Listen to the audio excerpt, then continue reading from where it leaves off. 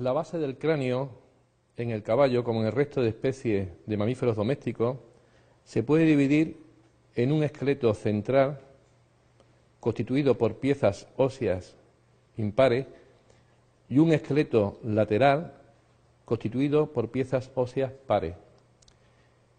El esqueleto central está conformado de caudal a rostral por los siguientes huesos. El más caudal, la porción basilar del occipital. A continuación, el cuerpo del basiesfenoide. Y por último, el cuerpo del hueso presfenoide. Este hueso, como se puede observar en la calavera completa, queda parcialmente cubierto por las alas del hueso vómer. Los tres huesos o porciones óseas se unen en sincondrosis. La porción basilar del occipital queda unida al cuerpo del basiesfenoide por la sincondrosis esfeno-occipital, mientras que el cuerpo del basiesfenoide se une al cuerpo del presfenoide por la sincondrosis interefenoidal. Como accidente destacable de esta superficie ventral de la base del cráneo, podemos destacar las apófisis pterigoides. Estos salientes óseos son proyecciones rostroventrales del cuerpo del basiesfenoide. Asimismo, a nivel de la sincondrosis esfeno-occipital, en el caso de animales ya con cierta edad, se pueden apreciar la presencia de dos tubérculos musculares. Estos tubérculos musculares, como su nombre indica, sirven para inserción de músculos procedentes del cuello, como son los largos de la cabeza y los rectos ventrales de la cabeza.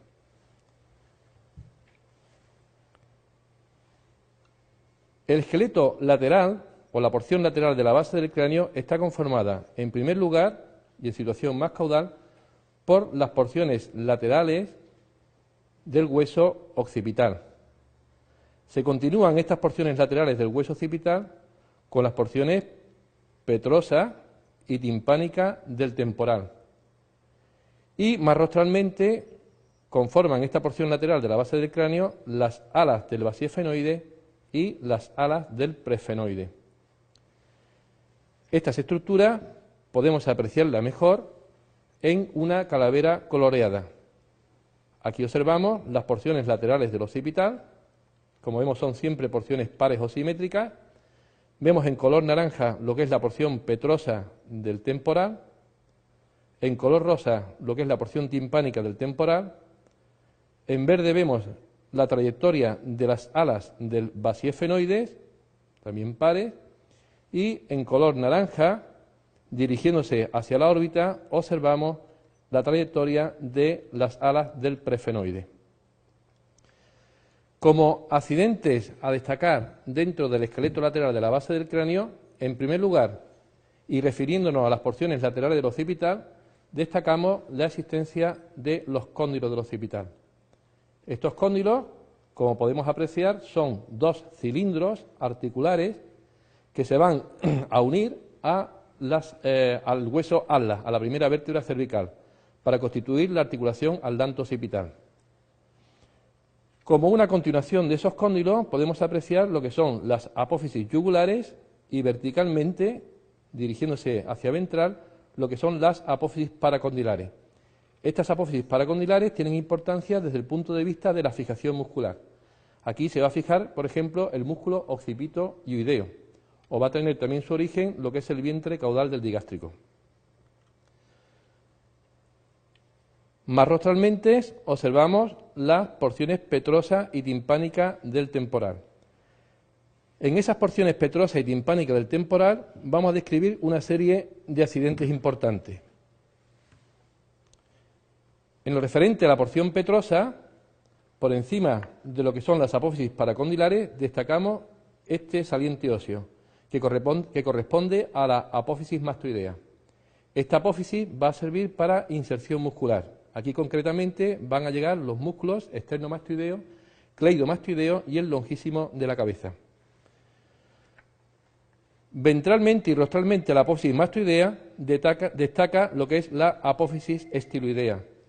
Esta apófisis como se puede apreciar, tiene forma de cilindro y va a servir para establecer articulación con el hueso timpanioide, lo que es la articulación temporoidea.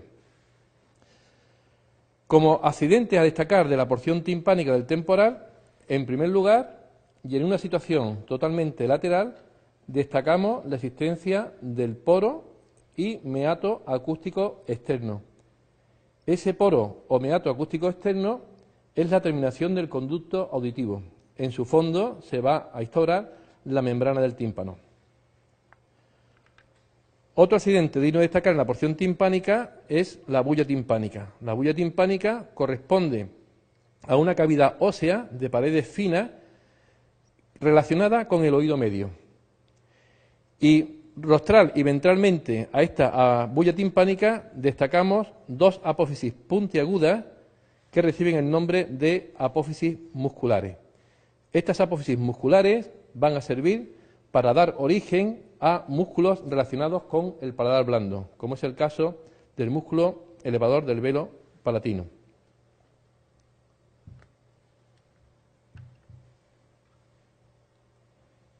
Respecto a lo que son las alas del basifenoide, los accidentes más importantes los destacaremos en relación con la fosa del cráneo. Y únicamente en este caso conviene destacar una serie de orificios que van conformando o que se van estructurando todo a lo largo de la base del cráneo. Si comenzamos por la parte más caudal, en relación con los cóndilos, destacamos una fosa, que es la fosa condilar ventral, que apreciamos aquí de manera más extensa, y en el fondo de esa fosa apreciamos un orificio. Este orificio que estamos viendo en esa fosa condilar ventral corresponde al canal del nervio hipogloso. Como su nombre indica, va a servir para el tránsito de ese nervio que corresponde al último par craneal. Y es un nervio encargado de impulsar a los músculos de la lengua. En relación con la base de las apófisis pterigoidea, destacamos la presencia del agujero alar caudal. Este agujero alar caudal nos da entrada a un canal, llamado canal alar, que termina a nivel de lo que se llama el agujero alar rostral. Por este canal alar va a pasar el trayecto intraóseo de la arteria maxilar.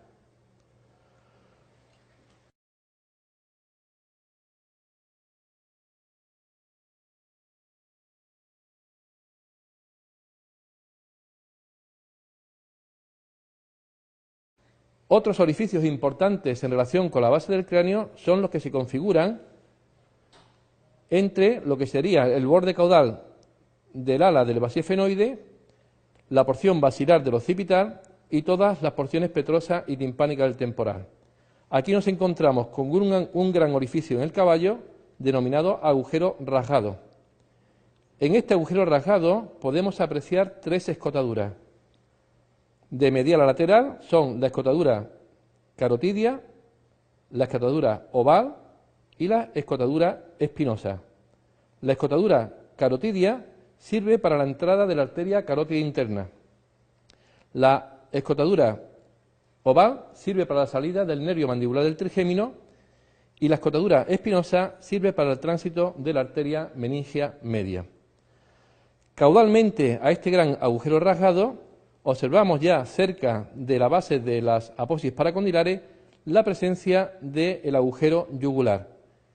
Este agujero yugular va a servir para la salida de tres importantes pares craneales, los nervios glosofaringios, vago y accesorio. Asimismo, en relación con las porciones petrosa y timpánica del temporal, debemos destacar una serie de orificios importantes. Como se puede apreciar, entre lo que es la apófisis mastoidea de la porción petrosa del temporal y la apófisis estroidea de esta misma porción ósea, destacamos la existencia de un orificio que se conoce con el nombre de orificio estilomastoideo. Este orificio estilomastoideo va a servir para la salida del séptimo par craneal, es decir, del nervio facial. En relación con la apófisis muscular, destacamos medialmente la presencia de un canal. ese canal que estamos viendo medialmente a la apófisis muscular es el canal músculo-tubárico, por donde va a transcurrir la trompa auditiva y también va a servir de origen a uno de los músculos del velo del paladar. Y lateralmente a esta apófisis muscular nos encontramos con un pequeño orificio que recibe el nombre de cisura petrotimpánica o cisura de Glasser, que también va a servir para que por ahí pase la cuerda del tímpano, un ramo del nervio facial. Estos huesos que acabamos de describir y estos accidentes constituyen las partes principales que debemos estudiar en la base del cráneo del caballo.